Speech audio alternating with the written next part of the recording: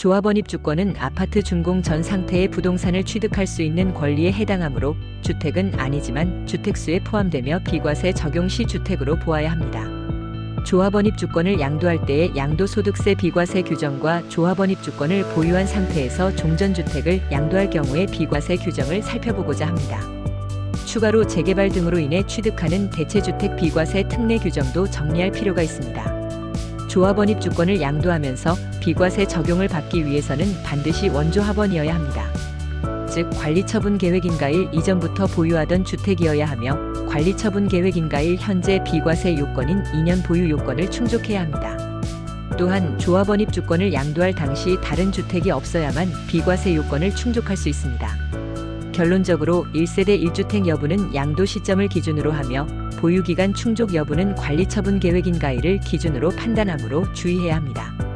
관리처분 계획인가일 현재 1년 6개월만 보유했지만 이후 거주할 곳이 없어 추가로 1년을 거주했다면 거주한 기간을 비과세 판단 기간에 포함할 수 있어 비과세가 가능합니다. 보유하던 2개의 주택이 1개의 조합원입주권으로 바뀌었고 비과세 요건을 충족한 상태로 양도했다면 양도차익 전체에 대해 비과세가 적용되지 않습니다.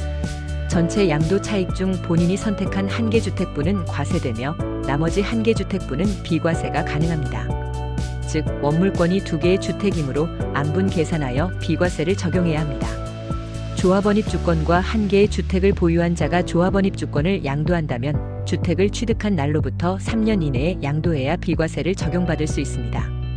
예를 들어 2020년 1월 1일 A주택, 2022년 4월 1일 B주택을 취득한 상태에서 2024년 1월 1일 A주택이 조합원입주권으로 전환됐다면 B주택을 취득한 날로부터 3년 이내인 2025년 3월 31일까지 조합원입주권을 양도해야만 비과세가 가능합니다. 위 사례에서 B주택까지 조합원입주권으로 변환됐다면 비과세는 불가합니다. 2개의 주택 모두 조합원입주권이므로 비과세를 적용할 법적 근거가 없으며 조세심판원도 동일한 입장을 취하고 있습니다. 종전주택을 보유한 자가 조합원입주권을 취득하고 3년 이내에 종전주택을 양도한다면 비과세를 적용할 수 있습니다. 또한 실거주 목적이라면 종전주택을 3년 이내에 양도하지 않더라도 비과세를 적용할 수 있는 특례 규정이 있습니다.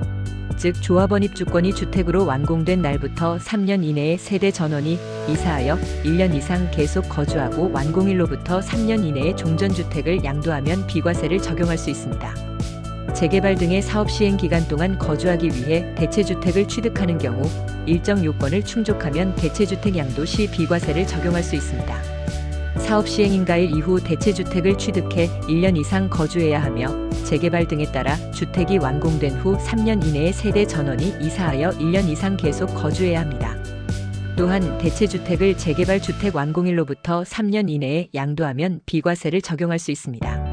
조합원입주권을 양도하거나 조합원입주권을 보유한 상태에서 종전주택을 양도했다면 비과세 여부를 우선적으로 판단해야 합니다. 세법에 규정된 조합원입주권 관련 법령을 정확히 숙지하여 각 사례에 맞게 적용하는 것이 중요합니다.